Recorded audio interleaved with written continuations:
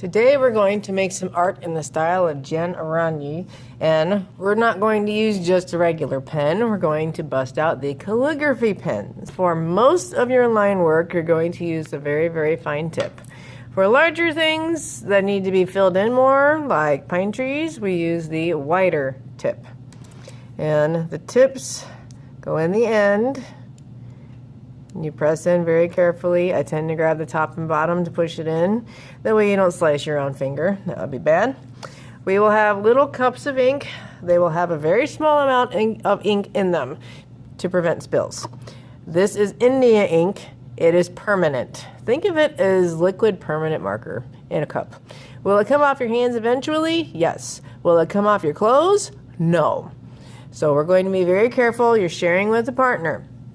It helps to tip the cup a little bit. The only part that needs to go in the ink with your pen is the tip. And the way these are designed, if I press down a little bit, you can see it. There's this little gap in here, and this is part of what draws the ink up. We do not want to be pushing super hard when you draw, because then it opens your gap, and then you're not going to have any ink come out. When you're ready to use the pen, and this is just a test sheet, you dip just the end in. We don't need to go up past the little hole on the pen. See the hole? We don't need to go up past the hole. Just dip the tip in, and then you press very, very gently to make your marks. If you are pressing so hard you see the gap, that's too hard. And you have to re-dip quite frequently.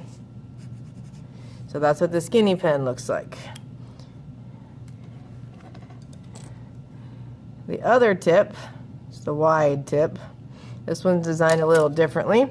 Has this piece of metal on top to help draw the ink up, and if we press this one too hard, you'll see that there are multiple slots there to hold ink. So we dip that one in. I'm holding it flat.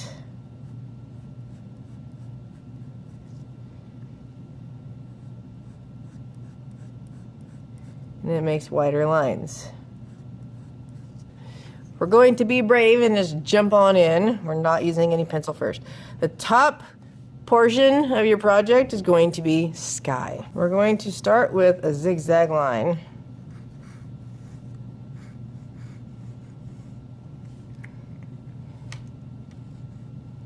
And this will be the top portion of your mountain range.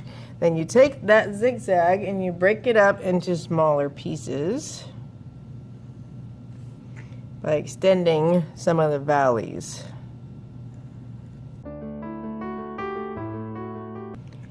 Now, Jen added value with something called hatch lines, but she also broke up her mountains into more pieces first.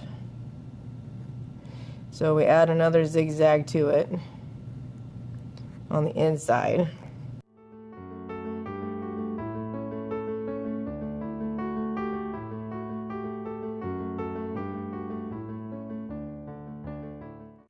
And then we fill it in with something called hatch lines. Please make sure you're not dragging your hand through the ink.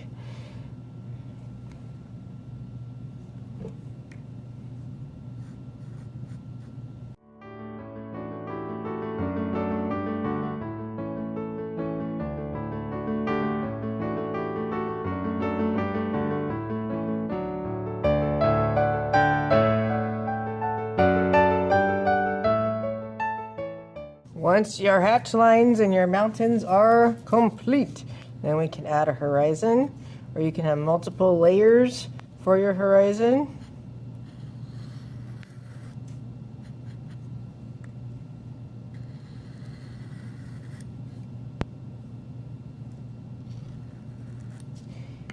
And a lot of times she would have some kind of a winding river or frozen river heading towards us to kind of bring your eye towards the mountains.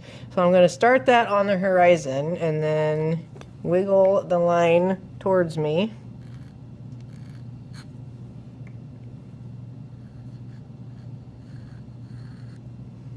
And then I'll make another line that starts on the horizon. And this one will get wider as it comes towards me. Then we want to make it look 3D. So these edges that stick out a little bit, at least on my left line, I'm going to make a line that comes down. Then over here, it's going to be the opposite. And then we make a copycat line.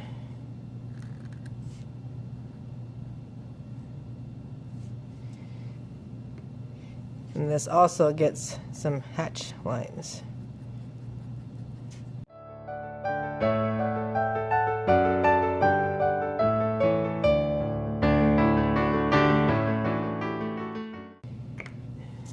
You can add some rocks or chunks of ice, and they can have some hatch lines in them too.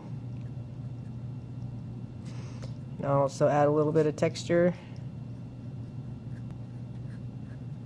So if we can add a little extra details to this, like a tent or a cabin, just whatever you add, you do want to make it three-dimensional because your landscape is three-dimensional.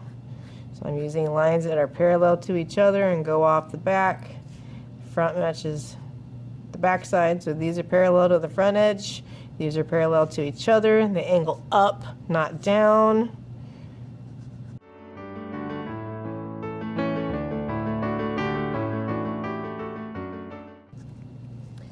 And when it comes to trees, if you're going to have little spindly trees, you can always continue using the small pen tip.